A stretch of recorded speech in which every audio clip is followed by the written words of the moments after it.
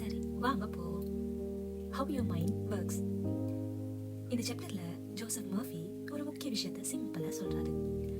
உங்க மனம் 2 பகுதிகளா இருக்குதான். ஒன்று கான்சியஸ் மைண்ட், ரெண்டாவது சப்கான்சியஸ் மைண்ட். கான்சியஸ் மைண்டா விழிப்புணர்வு மனமா, சப்கான்சியஸ் மைண்டா அடிமனசு. கான்சியஸ் மைண்ட் சொன்னா என்னன்னு பார்ப்போம். இது நீங்க இப்ப யோசிக்கிற மனம். கான்சியஸ் மைண்ட் என்ன செய்யும்டா, ரீசன் கொடுக்குமா, அனலைஸும் பண்ணுமா, டிசிஷனும் எடுக்குமா.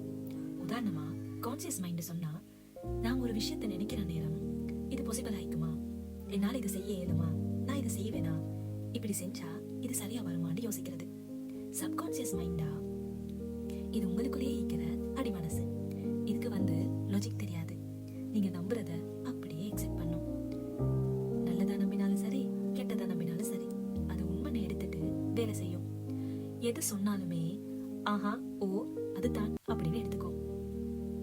Subconscious mind never argues, it accepts what you feel is true.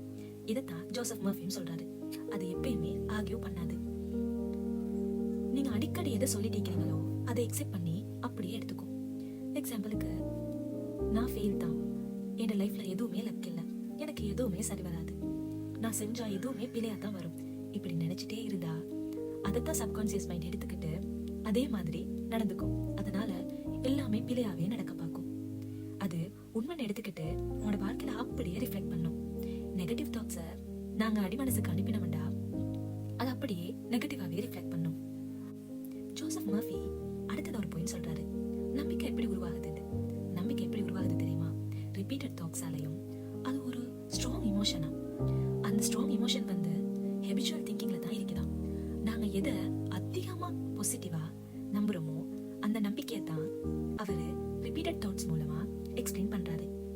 அதாவது நீங்க ஒரு விஷயத்த திரும்ப திரும்ப நினைச்சா அது அடிமனசுக்குள்ள பதிஞ்சிடும். அதைத்தான் நம்பிக்கையா உருவாகுதுன்றாரு. ஜோசப் மர்ஃபி சொல்றாரு, நல்ல மாற்றம் வரணும்டா என்ன செய்யணும் தெரியுமா?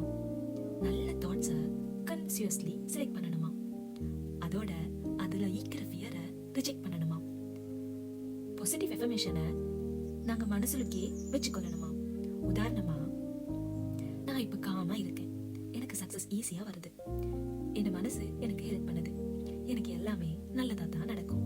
இத ஒரு இமோஷனோட, ஒரு ஃபீலிங்ஸோட, ஒரு நம்பிக்கையோட சொன்னா சப்கான்சியஸ் மைண்ட் அதை உடனே அக்செப்ட் பண்ணிக்குமா. எந்த ஒரு